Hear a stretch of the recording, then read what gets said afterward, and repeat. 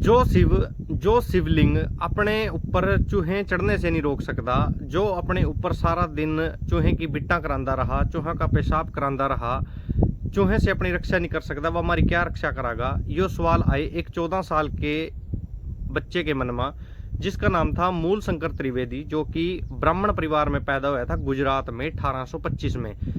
जिसके पिता कृष्ण लाल जी गुजरात में उस समय तहसीलदार के पद पर आसीन थे। तो उस समय में उनके समाज में शिवरात्रि का जो त्योहार होता है, जो पर्व मनाया जाता है, उसमें सभी लोग पूरी रात को उपवास करते थे। तो उपवास करने के दौरान मूल शंकर त्रिवेदी था, जो बच्चा था 1825 में पैदा हुआ था, वो जब 14 साल का था, वह भी अपने पिता के साथ इस प्रकार का जो उपवास था, कर्मकांड था, ये करना चाह रहा था। तो कर लिया उसने। उसके पिताजी ने उसको रोका भी है कि तेरे से ये कष्टी सहन नहीं होगी उपवास वाली व्रत वाली, तो ना कर। फिर भी वह बच्चा नहीं माना, तो उसने हठधर्मी करी और अपना उपवास शुरू कर दिया अपने पिताजी के साथ। रात जब सारा दिन से उपवास थे और रात में भी शिवरात्रि की रात को भी उपवास था, तो उस बच्चे ने देखा कि एक चूहा था जो वो शिवलिंग के चपेरा चपेरा घूम रहा है, और चपेरा घूमने के बाद वो शिव जी के यानी कि शिवलिंग के ऊपर चढ़ गया। और वो जो वहाँ पर जो फूल प्रसाद जो चढ़े हुए थे, फूल भी थे, प्रसाद भी थे, लड्डू भी थे, वो सभी के सभी वो कुतरने लगा, और उसके ऊपर उसने बिट्टे भी कर दिया और पेशाब भी कर दिया। तो ये सारी चीज़ देख रहा था मूल शंकर त्रिवेदी, यानी कि वो बच्चा 14 साल का था जो वो देख रहा था। तो उसने देखा कि ये जो शिवलिंग है, जिसको हम सर्वशक्तिमान मानते हैं, जो शिव जी है हमारे, जो इस ब्रह्मांड के रचयिता हैं, जो इतने बड़े बड़े राक्षसों का वध करने वाले हैं, मारने वाले हैं, जो इस सृष्टि के कल्याणकारी हैं, वो अपने ऊपर चूहा चढ़ने से नहीं रोक सक रहे, इन चूहों को नहीं भगा सक रहे, और इनके इसका जो पेशाब है, चूहों का पेशाब, वो अपने ऊपर बर्दाश्त कर रहे हैं। तो ये किस प्रकार के भगवान हुए। अभी जो अपने आप को नहीं बचा सकता, तो वो हमने क्या बचाएगा। तो उसके मन में ये जो प्रश्न थे वो उठे। तो उसने झट दे के अपना बाप उठाया कि भाई पिताजी उठियो, ये देखियो क्या चूहे हैं जो इन्होंने शिव जी के ऊपर क्या क्या कर्म कर दिए, और हम इनके ऊपर इसके लिए उपवास रख रहे हैं, व्रत रख रहे हैं, जो हमारी रक्षा करे के लिए हमने रखे हैं।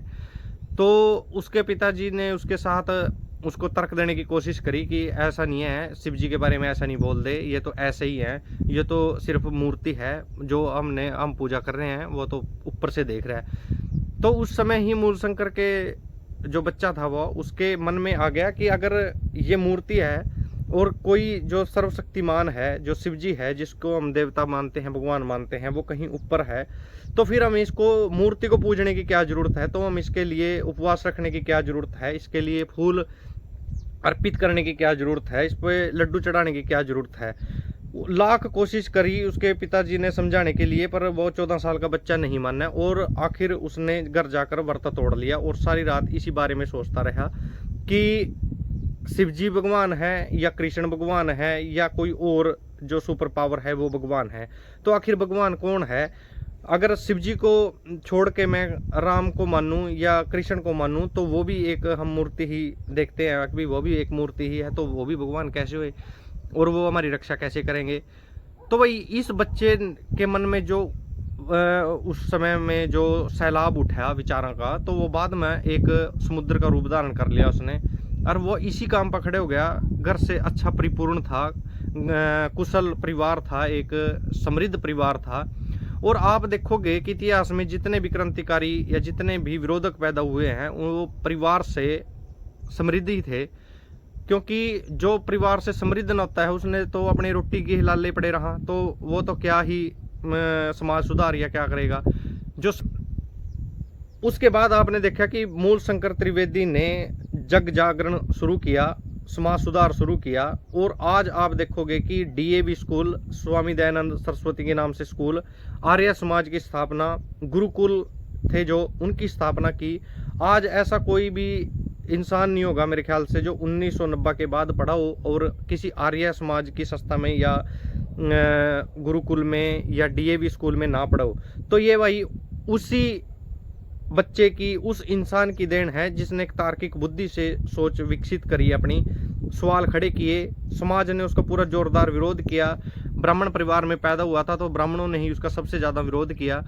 और उसने ब्राह्मण को खूब लताड़ा इस बारे में, जो तंत्र मंत्र, कुंडली बाँचना या ये जो यंत्री तंत्री जो बाँचते हैं, पर्चे बाँचते हैं, उन सब को उसने पूरा मतलब वेद वगैरह पढ़ के, या जो भी था उस समय की जो विद्याएं थी, सभी पढ़ के ब्राह्मणों से सवाल शुरू किए। जो दूसरे पंडित पंडे पुरोहित थे उनसे सवाल किए, और सवाल करने के बावजूद जब वो उससे हार जाते थे, यानी कि मूलशंकर त्रिवेदी से जब हार जाते थे, तो दूसरे उसके ऊपर आरोप भी लगाए उन्होंने, और एक बार तो उनको जहर तक दे दिया।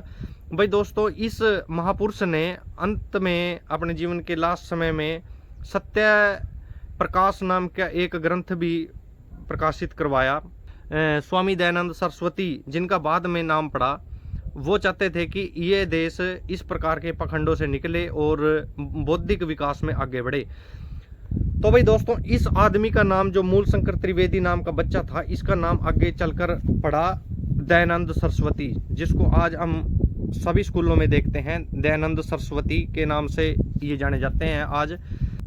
आज इनके जो आर्य समाज जी हैं, वो इसी प्रकार की मुहिम में लगे रहते हैं कि लोग जो है वो हैं, और परंपरागत जो रीति रिवाज हैं, जो परंपरागत कुरीतियां हैं समाज की, उनमें सुधार किया जा सके। पर विडंबना ये है भाई दोस्तों कि आज का जो आर्य समाज है वो मूलशंकर त्रिवेदी का समाज शायद नहीं रहा।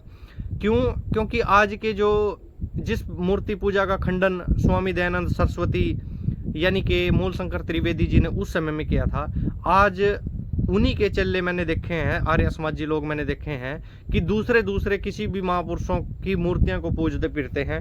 वो भी इस चीज का बायकाट नहीं कर सकते कि जिस शिवलिंग का खंडन स्वामी दयानंद सरस्वती ने किया था, मूलशंकर त्रिवेदी ने किया था, उसका खंडन आज के आर्य समाजी कर सकते हो।